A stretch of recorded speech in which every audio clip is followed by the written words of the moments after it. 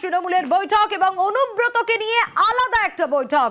সুব্রত বক্সির অফিসে অনুব্রত মণ্ডলকে নিয়ে বৈঠক, আর অনুব্রত মণ্ডলকে নিয়ে বৈঠকে ছিলেন আশিস বন্দ্যোপাধ্যায়। প্রায় 20 মিনিট অনুব্রত মণ্ডলকে নিয়ে বৈঠক হয়।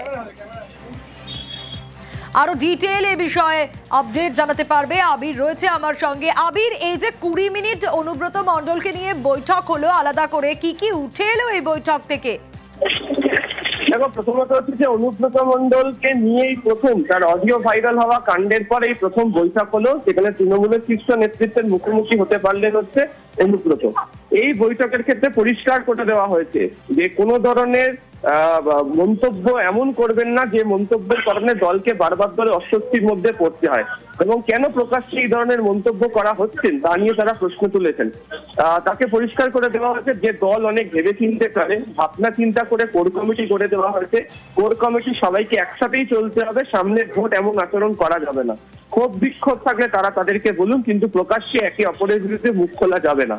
সূত্রের খবর, এদিন বৈঠকের মধ্যে অনুব্রত মণ্ডল তিনি জানিয়েছেন যে তিনি লজ্জিত হয়েছেন গোটা বিষয়টিকে ঘিরে, এবং প্রায় যে 20-25 মিনিটের বেশি সময় ধরে যে বৈঠক, সেখানে বীরভূম জেলা কমিটির যিনি চেয়ারম্যান আশিস বন্দ্যোপাধ্যায় তাকেও রাখা হয়েছিল, এবং একই সঙ্গে হচ্ছে ফিরহাদ হাকিম এবং অরূপ বিশ্বাস, তারা দুজনে হাজির ছিলেন।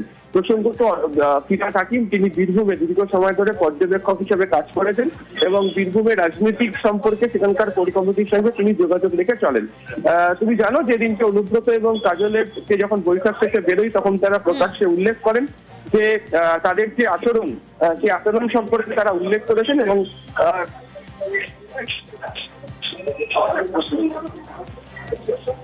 বেশ আবির, তোমার আওয়াজ স্পষ্ট নয়। এত প্রকাশ্যে মন্তব্য কেন? অনুব্রত মণ্ডলকে প্রশ্ন করা হয়, এই 20 মিনিট বৈঠক হয় তাকে আলাদা নিয়ে, সবাইকে একসঙ্গে নিয়ে চলতে হবে, ক্ষোভ বিক্ষোভ থাকলে শীর্ষ নেতৃত্বকে জানানোর কথা বলা হয়েছে, প্রকাশ্যে একে অপরের বিরুদ্ধে মুখ খোলা যাবে না। বীরভূম কোর কমিটির সব সদস্যকে শীর্ষ নেতৃত্বের এই বার্তা।